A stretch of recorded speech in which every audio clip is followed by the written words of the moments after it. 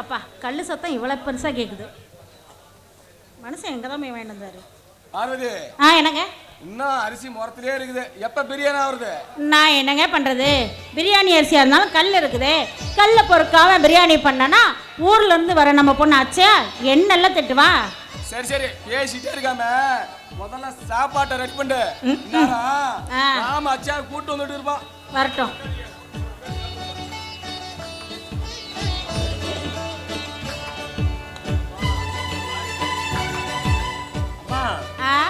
என்னம்மா அரிசியில கல்லு பாத்துக்கிட்டு இருக்கீங்களா?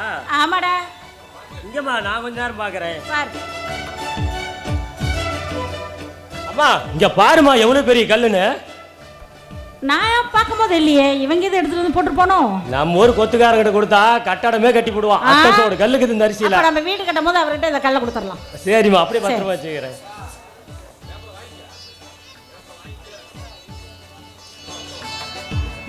எப்ப பார்த்தாலும் பேப்பரே படிச்சுட்டு இருக்கிறீங்க. இப்படி பேப்பரே பார்த்துட்டு இருந்தா உங்க கண்ணு கட்டு போயிடாதா? அம்மா என்னம்மா நீங்க அரிசி படைக்கும் போது உங்க கை வலிச்சுனா என் கையெல்லாம் வலிக்குதுமா. என் கையும் தாண்டா வலிக்குது. அதுக்காக அரிசியை படைக்காம இருக்க முடியுமா? ஆமா எதுக்கு நீ இப்படி பேசிட்டு இருக்க? எள்ளி அம்மனமா ஓடுறத பார்த்தா ஏதோ ஒரு விஷயம் இருக்கு. என்ன விஷயம்? அது இல்லம்மா. சரி இல்லன்னா உங்களுக்கு கேளுங்கம்மா. சொல்லுடா. உங்களுக்கு ஒத்தாசையா வருதுன்னா எப்படி இருக்கும்? ஏன் உங்க அப்பனுக்கு ரெண்டாவது தடவை கல்யாணம் பண்ணி வைக்க போறியா? ஏய் புரிஞ்சு போச்சுடா.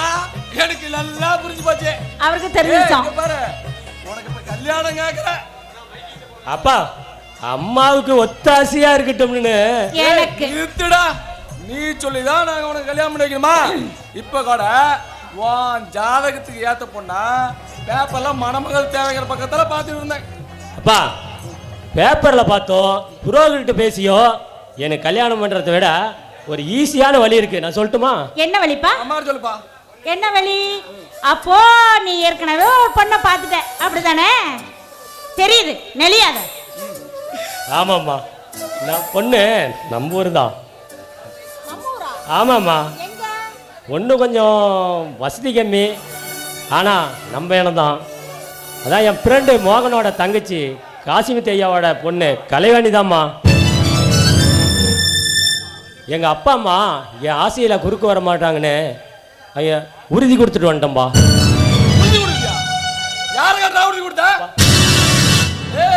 நாங்க சொல்றதா பண்ணதா நீ கல்யாணம் பண்ணிக்கணும். அப்படி சொல்லு நினைச்சியா? உன்னோட சந்தோஷம் தாடா எங்களோட சந்தோஷம். நல்லா பாப்பா நீங்க உன்னோட விருப்பத்திலே செஞ்சலாம். போதுமா? அப்பா இந்த உலகத்திலேயே உங்களை மாதிரி அப்பா யாருக்குமே கிடையாது. சேரா சாமி போயிட்டு வா. டேய் எங்க போறங்கற? நான் உடனே இத போய் உங்க மருமகிட்ட சொல்லிட்டு வந்துறேன்மா. டேய் டேய் ஊர்ல இருந்து உன் தங்கச்சி வரடா. அவளை பார்த்துட்டு அப்புறமா போ. அம்மா அவ வீட்ல தாமா இருக்கு போறா. அப்புறம் வந்து பாத்துக்கறமா. அதுக்கு அப்ப அவசரம். சரி போய் தொலை. நின்னுட்டே இருக்க. ஏங்க இங்க வாங்க. இங்க அவன் தான் பொண்ணு பார்த்துருக்கேன் கட்டிக்கிறேன்னு சொன்னதுமே நீங்களும் சரின்னு சொல்லிட்டீங்களே, இது உங்களுக்கே நல்லா இருக்கா? இதுக்கெல்லாம் அவனுக்கு அளவுக்கு அதிகமாக செல்லம் கொடுத்துட்டு இருக்கீங்க. இதெல்லாம் எங்க போது முடிய போதோ தெரியல. பார்வதி நமக்கு என்னடி குறை? சொத்து சொன்னா யாராலும் இருக்குது. ஏன் நம்ம போய் யாரும் நம்ம ஆசைப்பட்ட பொண்ணாடியே சந்தோஷமா வாழட்டுமே. அதை விட்டுட்டு கௌரவம் அந்தஸ்து பேசியிருந்தா அப்புறம் வேற மாதிரி ஆகி போயிடும். நீ அதை விட்டு மற்ற நான் பார்த்துக்கிறேன். போதுமா? சரி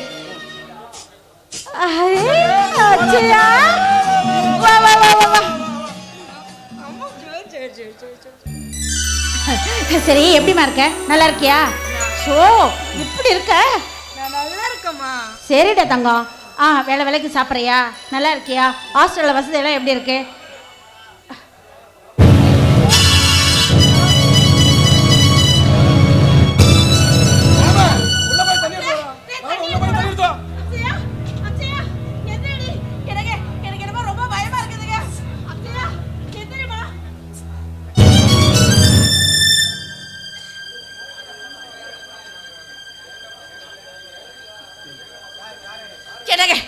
ஏங்க மச மச நின்னுட்டு இருக்கீங்க?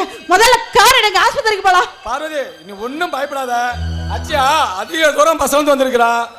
அவன் சாப்பிட்ட உணவு ஏதாவது ஜீரணமாக இருந்திருக்கான். இல்லையே, எனக்கு என்னமோ ரொம்ப பயமா இருக்குதுங்க. அவளுக்கு என்னாச்சோ ஏதாச்சும் எனக்கு கடந்த மனசு தனியா தவிச்சிட்டு இருக்குதுங்க. ஏங்க முதல்ல ஆஸ்பத்திரிக்கு போலாங்க, எது வருதல அப்புறம் பேசிக்கலாங்க. வாங்க தூக்குங்க. பித்தவதி தானே, இல்ல கார் எடுக்கட்டுமா? ஐயா காரை எடுக்க வேண்டாங்க ஐயா, ஒரு மலை கைத்தை எடுங்க ஐயா. ஏய், என்ன சொல்ற? ஆமாங்க ஐயா, சின்னம்மா உண்டாயிருக்கிறாங்க, வயிற்றுல குழந்தை வளருதுங்க ஐயா. ஏய், என் பொண்ணை பத்தி என்னாச்சு? அப்பா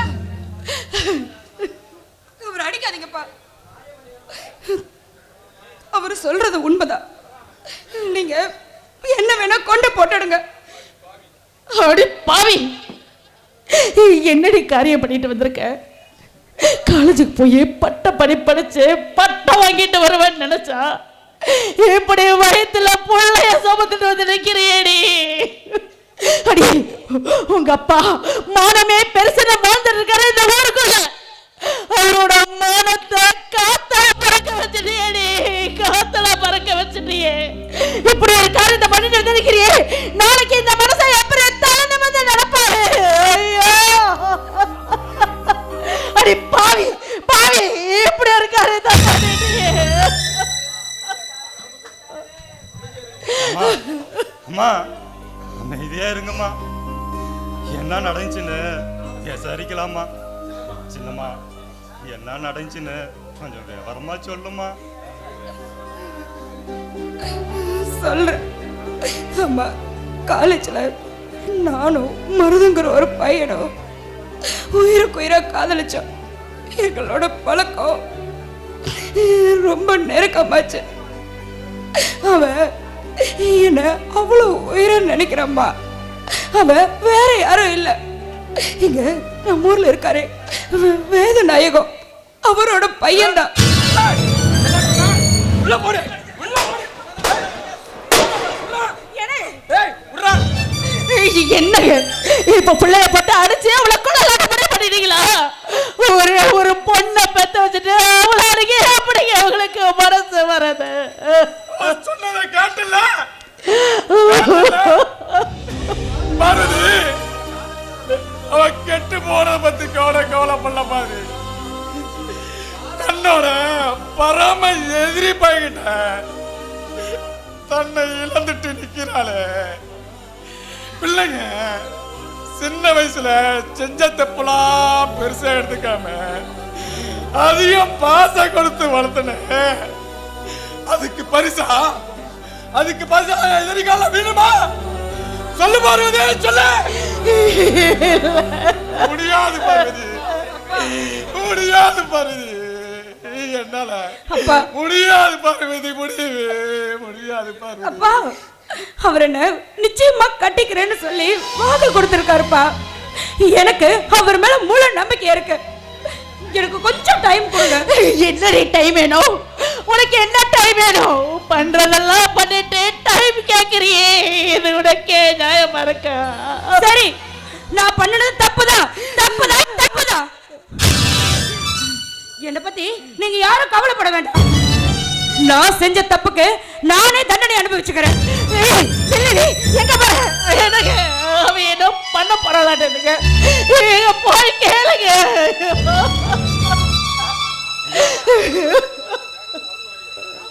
ஐயா என்னங்க ஐயா, நீங்களும் புரியாம பேசுறீங்களே. சின்ன பொண்ணு ஏதோ தப்பு பண்ணிடுச்சு, பெரியவங்க நீங்க யோசிக்காம ஏதேதோ செய்யறீங்களே. ஐயா சின்னம்மா கோவமா போறாங்க, போங்க ஐயா, ஏதாவது செஞ்சிட போகுதுங்க ஐயா. நான் செஞ்ச தப்புக்கு நானே தண்டனை ஏற்படுத்திக்கிறேன். ஏய், என்னடி என்ன காரியம் பண்ண போற? ஏய், விடுமா, இந்தா பத்து வைங்கப்பா. பத்து வைக்க மாட்டீங்களா? நானே பத்து வைக்கிறேன்.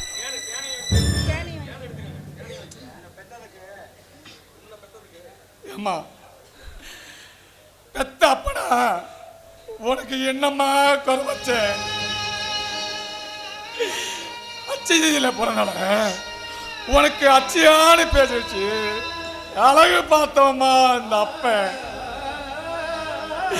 அச்சதி அன்னைக்கு எல்லாரும் நகை கடைக்கு நகை எடுக்க போவாங்க.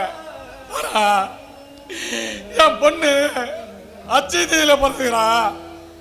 இவதான் என் தங்கம், இவதான் என் வயலனு. இந்த 2 கையால எடுத்து கொஞ்சனே. இந்த கையாலியாமா என்னை கொல்ல சொல்ற? நீ நல்லா இருமா, நீ நல்லா இரு. நீ சாகக்கூடாது. உன்னை பெத்த பாவத்துக்கு நாங்க தான் சாகணும்.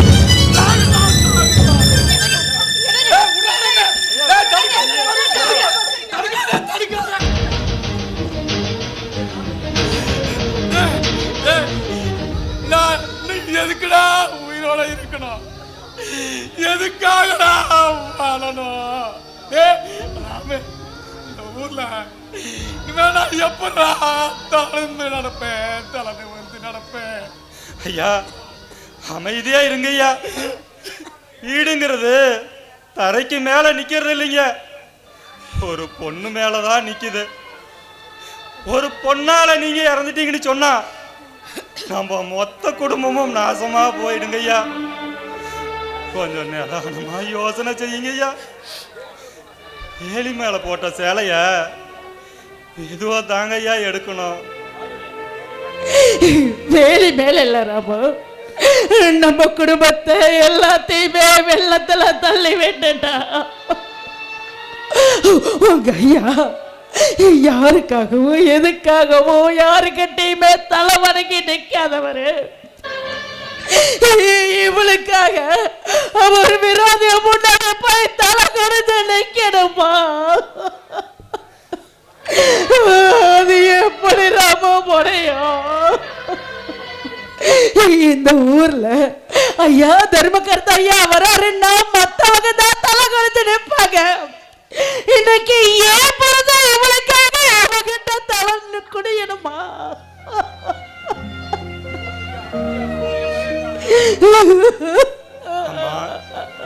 சூரியன் மறையறதுனால தான் நிலவோட வெளிச்சம் தெரியும். அது மாதிரி நாம தலைவனுங்க போறதால நம்ம பொண்ணோட வாழ்க்கை நல்லதா அமையும்ல. அந்த வேதநாயகம் ஐயா கிட்ட நடந்த தவறுக்காக தண்டனை அனுபவிச்சான். நம்ம பக்கம் நம்மளோடவே இருக்கட்டுமே. அதுக்காக பிள்ளையோட வாழ்க்கையை கெடுக்க வேண்டாங்க. சரி விடுங்க விடுங்க. நானு யாரோட வாழ்க்கையும் கெடுக்கலப்பா, கெடுக்கல சாமி. நானு வேதனை வீட்டுக்கு போறேன், இதை பத்தி பேசுறேன். எல்லாரும் போக போக உள்ள போக உள்ள போக.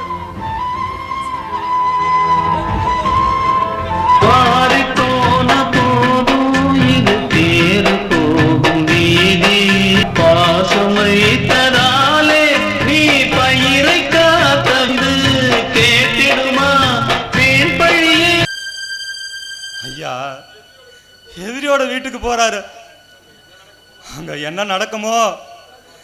அம்மா தாயே வாங்காலேம்மா, நீதாம்மா எங்க ஐயாவுக்கு துணை இருக்கணும்.